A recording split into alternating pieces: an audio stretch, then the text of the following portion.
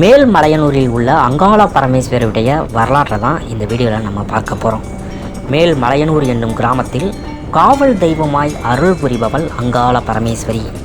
இந்த கோவிலில் அமாவாசை தோறும் நடைபெறும் அர்த்த ஜாம பூஜையை காண்பதால் வாழ்வில் துன்பங்களும் பிரச்சனைகளும் தீரும். அன்று சிறப்பு அபிஷேகமும் சந்தனகாப்பும் நடுநிசையில் அம்மன் ஊர்வலமும் உற்சவமும் நடைபெறுகிறது.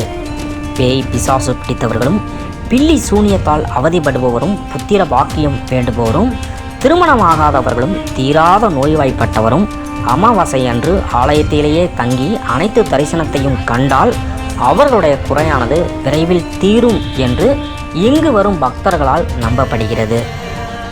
இது தவிர வெள்ளி செவ்வாய்க்கிழமைகளில் சிறப்பு வழிபாடும் ஆடி மாதம் 10 நாள் திருவிழாவும் விசேஷமாய் கொண்டாடப்படுகின்றன. மாசி மாத அமாவாசையில் மயான கொள்ளை என்ற உற்சவமும் சிறப்பாக நடைபெறுகிறது. மாசி அமாவாசைக்கு முதல் நாள் சிவராத்திரி அன்றுதான் பிரம்மஹத்தி தோஷம் நீங்க சிவபெருமான் அங்காளம்மனை வழிபட்டதாகவும், மறுநாள் அமாவாசை அன்று ஜனங்களை கஷ்டப்படுத்தும் பிசாசுகளை அடக்கி ருத்ரன் தாண்டவமாடுவதாகவும் ஐதீகம். இதன் அடையாளமாகவே பக்தர்கள் காளி வேஷமிட்டு மயானத்துக்கு சென்று பூஜை செய்து வருகின்றனர். இத்தலத்தினுடைய பெருமை உணர்த்தும் விதமாக ஒரு கதையானது சொல்லப்பட்டு வருகின்றன. அதாவது வல்லாளகண்டன் என்ற ஒரு அரக்கன் ஒருமுறை பரமசிவனை நோக்கி கடும் தவம் புரிந்து பெண்ணை தவிர வேறு எவராலும் எந்த ஆயுதத்தாலும் தனக்கு மரணம் நிகழக்கூடாது என்றும் நினைத்த வடிவம் எடுக்கும் ஆற்றல் வேண்டும் என்றும் வரங்களை கோரி சிவபெருமானிடம் பெற்றிருந்தான். வரம் பெற்றவுடன் எல்லா அசுரர்களும் ஏற்படும் அகந்தை இவனுக்கும் ஏற்பட்டது.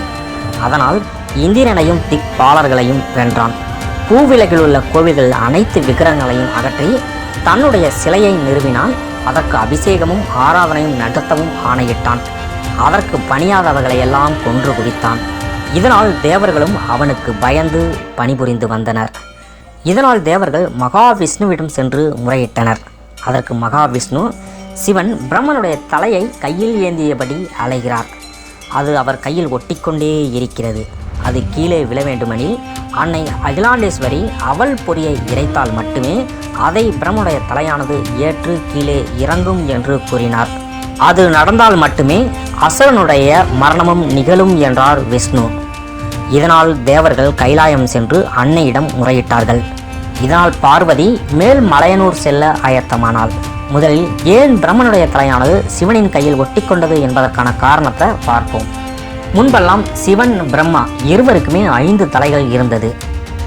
சிவனுடைய திருமணத்தை நடத்தி வைத்த பிரம்மா சிவனை பார்ப்பதற்காக கைலைக்கு வந்தார்.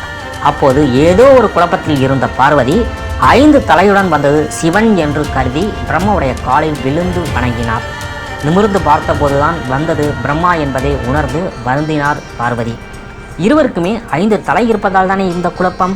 எனவே பிரம்மனுடைய ஒரு தலையை எடுத்து விடும்படி சிவனிடம் பார்வதி வேண்டினாள். பார்வதியுடைய வேண்டுகோளின்படி சிவனும் பிரம்மனுடைய ஒரு தலையை கிள்ளி எறிந்தார். இதனால் சிவனுக்கு பிரம்மஹத்தி தோஷம் ஏற்பட்டது. சிவனின் பிரம்மஹத்தி தோஷம் போக்குவதற்காகவும் இந்த கலியுகத்தில் மக்களுக்கு அருள்பாலிப்பதற்காகவும் அன்னை பராசக்தி சிவ சுயம்பு புற்று வடிவில் அங்காள பரமேஸ்வரியாக மேல்மலையனூரில் அவதாரம் செய்தார். அப்படி மேல்மலையனூர் வந்த அங்காள பரமேஸ்வரி மயானத்தில் சிவனை கண்டு அப்போது அவள் பொறியை அள்ளி இறைத்தாள். அப்போது பிரம்மனுடைய தலையானது கீழே இறங்கி அவள் பொறியை ஏற்றது. இதனால் பிரம்மனுடைய தலையானது கீழே விழுந்தது. சிவனின் கையில் இருந்த பிரம்மனுடைய தலையானது மீண்டும் ஒட்டாமல் விழுந்ததை பார்த்த சரஸ்வதி மிகவும் கோபமுற்றாள். உடனே பார்வதியிடம், சிவன் செய்த குற்றத்திற்காக தான் பிரம்மனுடைய தலையானது அவர் கையில் ஒட்டி கொண்டது.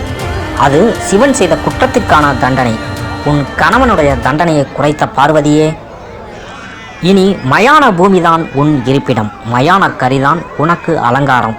இரத்த வெறி கொண்டு அகோரமாக எரியும் பிணங்களையே உணவாக உட்கொண்டு வாழக்கடவது என்று சாபமிட்டாள் சரஸ்வதி.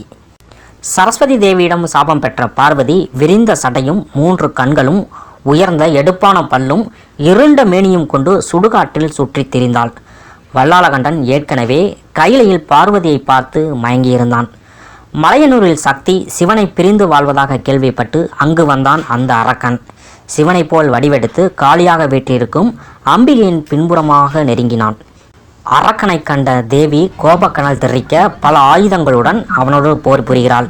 முடிவில் ஆயுதங்களை வீசி எறிந்து தன்னுடைய கூரிய நகங்களால் அவனுடைய வயிற்றை கிழித்து அப்போது வந்த இரத்தத்தை உறிஞ்சி குடித்து குடலை மாலையாக அணிந்து கொண்டாள். அதன் மூலம் அசுரனுடைய மரணமானது நிகழ்ந்தது. தங்கள் துயர் துடைத்த அன்னையை பூமாரி பொழிந்த தேவர்களும் ரிஷிகளும் அங்காள பரமேஸ்வரியை வணங்கி துதிப்பாடினர். அப்போது சிவபெருமான் தேவியிடம், இதே சுடலையில் கோயில் கொண்டு எழுந்தருளி நாடு வரும் பக்தர்களுடைய குறையை தீர்த்து அருள் புரிய வேண்டும். மேலும் என்னுடைய பிரம்மகத்தி தோஷம் தீர்த்து சரஸ்வதியின் சாபத்தை பெற்றுக்கொண்ட நீ உன் அங்கமெல்லாம் லிங்க சொரூபமாக நான் உறைவேன். அதனால் நீ இன்று முதல் அங்காள பரமேஸ்வரி என்று பெயர் பெறுவாய் என்று அருளினார். விழுப்புரம் மாவட்டம் மேல்மலையனூர் உள்ள ஏரிக்கரை அருகில் அங்காள பரமேஸ்வருடைய ஆலயமானது அமைந்துள்ளது.